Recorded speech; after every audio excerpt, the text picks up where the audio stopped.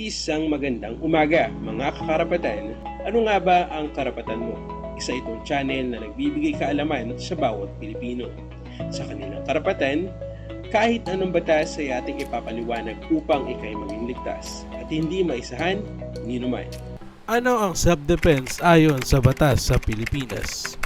Kamakailan ay may insidenteng pamamaril na naganap sa Antipolo at itinatawag itong road rage incident, kung saan ang isang motorista ay namaril ng kapwa motorista.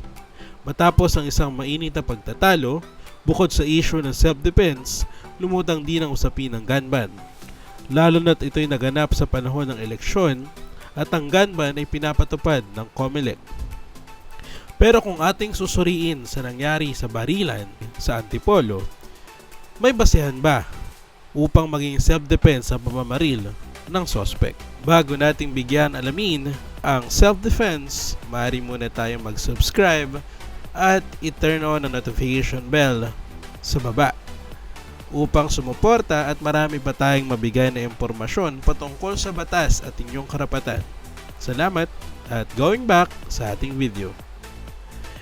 Kung gagamitin ng suspect ang self-defense bilang depensa sa kanyang ginawang pamamaril, dapat niyang patunayan ang mga sumusunod. Pang-una, may aktual na pag-atake laban sa kanya. Meron mang panganib sa kanyang buhay na nagpilit sa kanya na gumamit ng baril. Pangalawa, wala siyang sapat na provokasyon. Siya ba ang nagsimula ng away o paglala nito?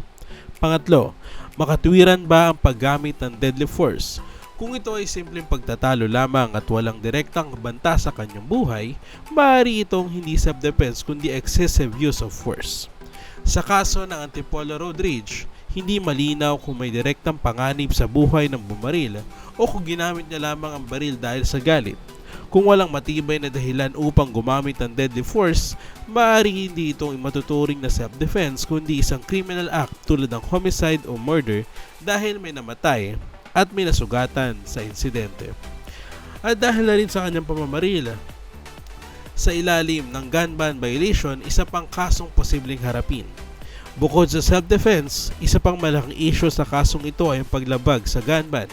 Sa ilalim ng batas ng COMELEC, ipinagbabawal ang pagdadala at paggamit ng mga baril sa panahon ng eleksyon, maliban kung mayroong gun ban exemption. Kung mapapatunayan na walang exemption ng suspect, maaari siyang kasuhan ng illegal possession of firearms sa ilalim ng Omnibus Election Code. Ang parusa rito ay maaaring pagkakulong at pagkakawalang bisa ng kanyang lisensya sa baril. Ano ang posibleng kahit na ng kaso? Kung hindi mapapatunayan ng self-defense, ang suspect ay maaaring harapin ng homicide o murder charges. Dagdag pa rito, kung siya ay lumabag sa gunman, maaari siyang maparusahan ng hiwalay na kaso. Mahalagang tanong, sa tingin mo, may sapat bang dahilan para sa self-defense sa insidenteng ito? O isa lang itong halimbawa ng abusadong paggamit ng baril sa kalsada? Iyon lamang, kung nagustuhan nyo ang video, maaari natin itong i-like, i-share at i-subscribe ang ating channel. Ayun lamang, maraming salamat.